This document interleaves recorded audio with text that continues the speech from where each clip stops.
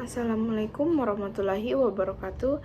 Perkenalkan, saya Rifkan dengan NIM 240404502024. Di sini saya akan menjelaskan tentang teori belajar. Teori-teori belajar yang berkembang dalam pendidikan. Teori-teori belajar memberikan landasan bagi pemahaman tentang cara siswa memproses informasi dan bagaimana mereka terlibat dalam pembelajaran. Berikut tentang beberapa teori utama yang telah berkembang dalam pendidikan. Yang pertama, teori behaviorisme. Teori ini yang diperoleh oleh B.F. Skinner dan Ivan Pavlov menekankan bahwa perilaku individu dapat dipengaruhi oleh stimulus eksternal dan pembelajaran terjadi melalui asosiasi antara stimulus dan respons. Metode ini berfokus pada penguatan dan hukuman. Siswa dipandang sebagai penerima informasi yang pasif, yang mana guru menjadi pusat pengendali dalam proses pembelajaran.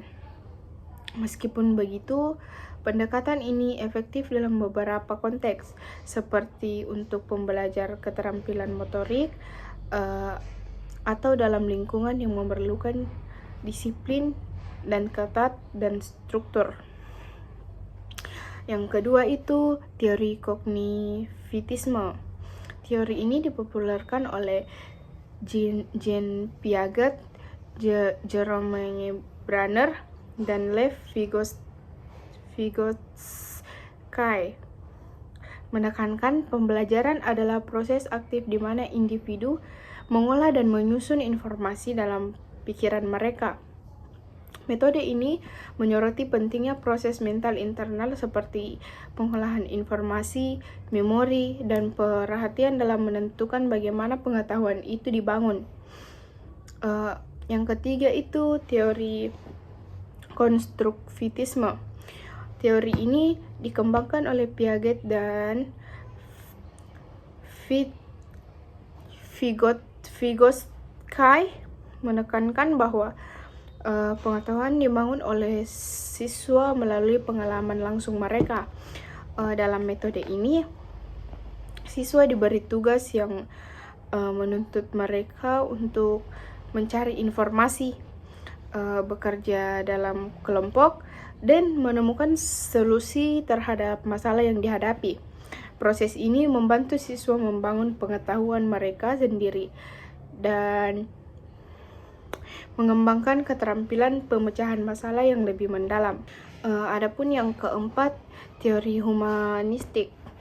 Teori ini dipopulerkan oleh Abraham Maslow dan Carl Rogers, menekankan pentingnya faktor emosional dan psikologis dalam pembelajaran. Maslow mengembangkan teori hierarki kebutuhan yang menyatakan bahwa individu harus memenuhi kebutuhan dasar seperti rasa aman, sosial, dan penghargaan. Maslow berpendapat bahwa pembelajaran hanya terjadi jika siswa merasa aman, dihargai, dan diterima dalam lingkungan pembelajaran. Penerapan teori ini dapat dilihat melalui penciptaan lingkungan yang mendukung pertumbuhan pribadi siswa, bukan hanya dari segi akademis, tetapi juga sosial dan emosional.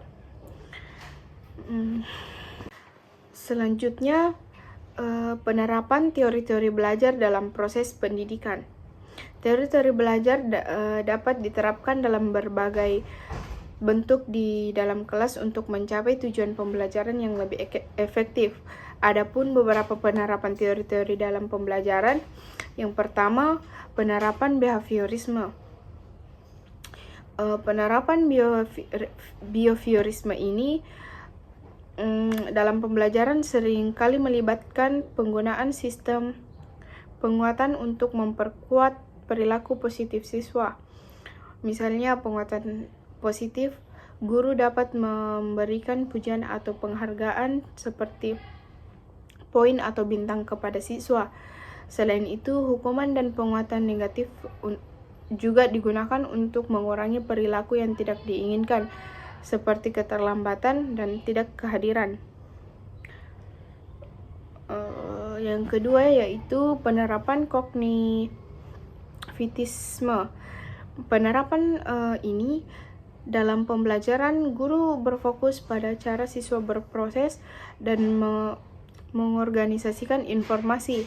Untuk itu, guru juga dapat menggunakan berbagai alat bantu visual seperti peta konsep atau diagram alur. Selain itu, teknik pemecahan masalah dapat digunakan untuk mendorong siswa berpikir kritis dan mendalam serta memahami materi lebih baik. Yang ketiga, penerapan konstruktivisme. Penerapan ini pembelajaran berbasis masalah ini problem basic learning, dan pembelajaran berbasis project based learning adalah dua metode yang banyak digunakan untuk menerapkan teori ini. Dalam metode ini, siswa diberikan tugas yang menantang mereka untuk mengatasi masalah nyata atau menjalankan proyek yang membutuhkan kolaborasi dan mencari solusi bersama.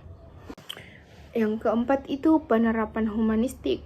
Penerapan teori ini mengharuskan untuk menciptakan lingkungan yang aman dan mendukung, yang kemungkinan siswa merasa dihargai dan diterima. Hal ini dapat dilakukan dengan cara memberikan kegiatan perkelompok yang mendukung ikatan sosial antara siswa. Baik, selanjutnya faktor-faktor yang mempengaruhi efektivitas penerapan teori-teori belajar dalam pendidikan. Beberapa faktor yang paling berpengaruh adalah karakteristik siswa, peran guru dalam menerapkan teori, serta penggunaan teknologi dan media pembelajaran yang mendukung. Satu, karakteristik peserta didik. Karakteristik individu siswa menjadi faktor yang sangat penting dalam menentukan keberhasilan penerapan teori-teori belajar. Setiap siswa memiliki gaya belajar yang berbeda, baik itu visual, auditori, kinestetik, atau gabungan dari beberapa gaya belajar tersebut. Peran guru dalam menerapkan teori belajar, guru dapat faktor kunci dalam mengimplementasikan teori-teori belajar dalam kelas. Keahlian guru dalam memilih, mengadaptasi, dan mengaplikasikan teori-teori belajar yang sesuai dengan kondisi siswa sangat menentukan keberhasilan pembelajaran. Yang ketiga itu penggunaan teknologi dan media pembelajaran. Penggunaan ini dengan menyediakan berbagai sumber daya informasi yang mendukung teori-teori belajar dalam kognitivisme dan konstruktivisme. Teknologi dapat membantu siswa dalam mengakses informasi secara mandiri dan kolaborasi dengan siswa lain melalui platform digital. Yang keempat itu kondisi sosial dan lingkungan pendidikan. Lingkungan fisik dan sosial di sekitar siswa, termasuk kondisi kelas, dukungan dari orang tua, dan kultur sekolah, juga mempengaruhi efektivitas penerapan teori-teori belajar. Sebagai contoh, teori sosial kognitif yang dikembangkan oleh Albert Bandura menekankan pentingnya modeling dan observasi dalam pembelajaran. Oleh karena itu, lingkungan yang mendukung interaksi pada siswa, guru, dan teman-teman sebaya akan sangat membantu dalam proses pembelajaran. Kurikulum dan kebijakan pendidikan. Kurikulum yang fleksibel dan berorientasi pada kebutuhan siswa akan lebih mudah untuk mengimplementasikan berbagai teori pembelajaran secara efektif. Oleh karena itu, penerapan teori-teori belajar dalam pendidikan sangat dipengaruhi oleh kebijakan pendidikan yang berlaku di masing-masing institusi. Saya akan melanjutkan materi selanjutnya, yaitu tujuan dan unsur-unsur dinamis pembelajaran. Tujuan pembelajaran dalam proses pendidikan, definisi pembelajaran. Tujuan pembelajaran adalah hasil yang diharapkan dapat dicapai oleh peserta didik setelah mengikuti suatu proses pembelajaran. Tujuan ini disusun secara spesifik dan dijelaskan agar dapat mengarahkan kegiatan belajar dan struktur. Menurut para ahli, Robert F. Manager 1962, tujuan pembelajaran adalah perilaku yang ingin dicapai atau yang dapat dikerjakan oleh siswa pada kondisi dan tingkat kompetensi tertentu. Yang selanjutnya, Cam 1977 dan David E. Kapel 1981. Tujuan pembelajaran adalah pernyataan spesifik yang menggambarkan hasil belajar yang diharapkan dalam bentuk perilaku atau penampilan. Selanjutnya, Oimar Hamalik 2005. Tujuan pembelajaran adalah deskripsi mengenai tingkah laku yang diharapkan tercapai oleh siswa setelah berlangsungnya pembelajaran. Tujuan pembelajaran merupakan salah satu komponen utama dalam desain instruksional yang harus dijelaskan dan terukur. Tujuan ini berfungsi sebagai acuan yang membantu pendidik dan merancang pembelajaran serta memberikan arah yang jelas bagi peserta didik untuk mencapai hasil belajar yang diharapkan. Baik, selanjutnya tujuan pembelajaran dalam proses pendidikan. Tujuan pembelajaran adalah hasil yang diharapkan dapat dicapai oleh peserta didik setelah mengikuti suatu proses pembelajaran. Tujuan ini disusun secara spesifik dan dijelaskan agar dapat mengarahkan kegiatan belajar yang terstruktur. Menurut para ahli, tujuan pembelajaran salah satu komponen utama dalam desain instruksional yang harus dijelaskan dan distrukturkan. Tujuan ini berfungsi sebagai acuan yang membantu pendidik dalam merancang pembelajaran, serta memberikan arah yang jelas bagi peserta didik untuk mencapai hasil belajar yang diharapkan. Berikut adalah beberapa pendapat para ahli mengenai tujuan pembelajaran dalam proses pendidikan. Yang pertama, Bloom 1956. Bloom mengembangkan taksonomi Bloom yang membagi tujuan pembelajaran menjadi 3 domain. 1. Kognitif, efektif, dan psikomotor. Kognitif mencakup pengetahuan dan pemahaman, efektif mencakup sikap dan nilai, dan psikomotor itu mencakup keterampilan fisik. Yang kedua itu Gagne 1985 menyatakan bahwa tujuan pembelajaran harus mencakup hasil yang spesifik. Ia mengidentifikasi 8 jenis hasil belajar, termasuk keterampilan intelektual, keterampilan motorik, dan sikap. Adapun yang ketiga itu Major 1962 menekankan pentingnya penulisan tujuan pembelajaran yang jelas dan terukur.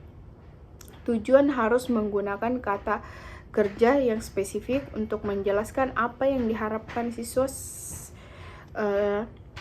setelah pembelajaran. Yang keempat itu Taylor 1949. Taylor mendapatkan bahwa tujuan pembelajaran harus berdasarkan kebutuhan siswa dan masyarakat. Ia menekankan pentingnya relevansi tujuan dalam konteks hidup nyata. Yang kelima itu Anderson dan Caldwell 2001. Mereka memperbaharui taksonomi Bloom dan menambahkan dimensi proses kognitif dan dimensi pengetahuan. Ini mencakup aspek seperti pengingat, pemahaman, penerapan, analisis, evaluasi, dan penciptaan. Adapun jenis-jenis pembelajaran, yaitu tujuan umum, menggambarkan hasil yang lebih luas dan jangka panjang yang ingin dicapai dalam proses pembelajaran. Biasanya tujuan ini bersifat makro dan seringkali diidentifikasi dalam kurikulum. Adapun tujuan khusus. Tujuan khusus adalah hasil yang lebih spesifik dan dapat dicapai dalam suatu sesi pembelajaran atau unit pembelajaran tertentu. Tujuan ini lebih terstruktur dan memberi petunjuk yang jelas tentang keterampilan atau pengetahuan yang ingin dikuasai oleh siswa. Selanjutnya, pentingnya menerapkan tujuan pembelajaran. Memberikan arah pembelajaran dengan tujuan yang jelas, memberikan menjadi lebih terarah, sehingga baik pendidik maupun peserta didik tahu apa yang dicapai. Yang selanjutnya, menentukan metode dan media yang tepat. Tujuan pembelajaran yang telah dirumuskan dengan baik akan mempengaruhi pemilihan metode pengajaran, media pembelajaran, dan sumber daya lainnya. Selanjutnya itu mengukur pencapaian. Tujuan pembelajaran yang terukur memudahkan untuk melakukan evaluasi dan mengetahui apakah pembelajaran telah berhasil mencapai sasaran. Selanjutnya itu prinsip-prinsip dalam menetapkan tujuan pembelajaran. Yang pertama, spesifik. Tujuan harus dirumuskan dengan jelas dan terstruktur agar mudah dipahami dan dicapai. Yang kedua, terukur. Harus ada indikator yang lebih bisa digunakan untuk mengukur sejauh mana tujuan tersebut mencapai. Yang ketiga, relevan.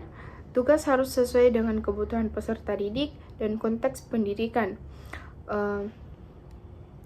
Yang keempat, waktu yang jelas. Tentukan waktu yang realistis atau mencapai tujuan tersebut. Unsur dinamis yang mempengaruhi efektivitas belajar. Adapun penjelasan lebih mendalam mengenai unsur-unsur dinamis yang mempengaruhi efektivitas belajar. Yang pertama, peserta didik. Peserta didik adalah pusat dari proses pembelajaran. Karakteristik individu seperti motivasi, gaya belajar, dan latar belakang. Yang kedua itu pengajar. Pengajar berperan penting dalam menentukan efektivitas belajar. Beberapa faktor yang perlu dipertimbangkan adalah kualitas pengajar dan pendekatan pembelajaran. Selanjutnya, hubungan dengan siswa. Yang ketiga itu materi pembelajaran. Materi yang diajarkan harus relevan dan sesuai dengan kebutuhan siswa. Beberapa aspek yang perlu diperhatikan yaitu kesesuaian dengan kurikulum, minat dan kebutuhan siswa. Yang terakhir itu tantangan. Yang keempat, lingkungan pembelajaran. Lingkungan fisik dan psikologis di dalam kelas memainkan peran penting dan dalam efektivitas pembelajaran, seperti fasilitas dan sumber daya, kondisi fisik, dan suasana psikologis. Yang kelima itu interaksi. Interaksi antara siswa dengan pengajar dan siswa sendiri sangat penting dalam proses pembelajaran, seperti diskusi kelas, kolaborasi, dan umpan balik. Yang keenam itu kondisi fisik dan psikis. Kesehatan fisik dan mental siswa juga berpengaruh terhadap kemampuan mereka untuk belajar, seperti kesehatan fisik dan kesehatan mental. Selanjutnya, interaksi antara peserta didik, pengajar, dan materi pembelajaran yang dapat mempengaruhi hasil belajar. Interaksi antara peserta didik, pengajar, dan materi pembelajaran merupakan elemen kunci dalam proses pendidikan yang dapat mempengaruhi hasil belajar secara signifikan. Berikut adalah penjelasan mengenai bagaimana interaksi ini berperan dalam meningkatkan efektivitas belajar. Yang pertama, interaksi antara peserta didik dan pengajar. Interaksi yang baik antara peserta didik dan pengajar dapat diciptakan suasana belajar yang positif. Beberapa aspek yang penting interaksi ini melalui yang pertama, umpan balik, yang kedua dukungan emosional, dan yang ketiga itu keterlibatan aktif. Selanjutnya, interaksi antara peserta didik dan materi pembelajaran. Interaksi antara peserta didik dapat materi pembelajaran juga sangat penting. Beberapa faktor yang mempengaruhi interaksi ini meliputi relevansi materi, tantangan yang sesuai, dan penggunaan berbagai metode pembelajaran. Yang ketiga itu antara pengajar dan materi pembelajaran. Interaksi antara pengajar dan materi pembelajaran juga berperan penting dalam menentukan efektivitas belajar, seperti penguasaan materi, penyampaian yang menarik, dan adaptasi terhadap kebutuhan siswa.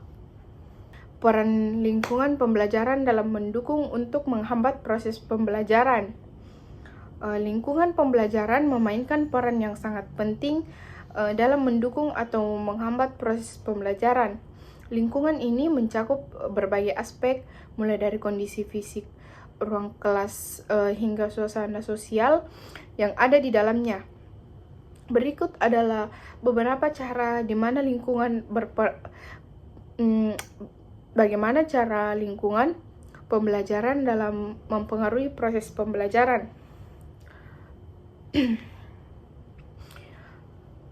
Yang pertama, kondisi fisik yang nyaman. Yang kedua, sumber daya yang memadai. Yang ketiga, suasana sosial yang positif.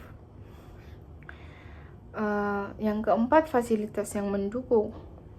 Selanjutnya, peran lingkungan pembelajaran dalam menghambat proses pembelajaran. Yang pertama, kondisi fisik yang buruk, kurangnya sumber daya, suasana sosial yang negatif, keterbatasan fasilitas, keterbatasan fasilitas itu fasilitas yang tidak memadai atau tidak sesuai dengan kebutuhan pembelajaran dalam menghambat proses belajar. Misalnya, ruang kelas terlalu kecil atau tidak memiliki teknologi yang diperlukan untuk membatasi pengalaman siswa. Baik, itu saja yang dapat saya sampaikan. Kurang dan lebihnya mohon dimaafkan. Assalamualaikum warahmatullahi wabarakatuh.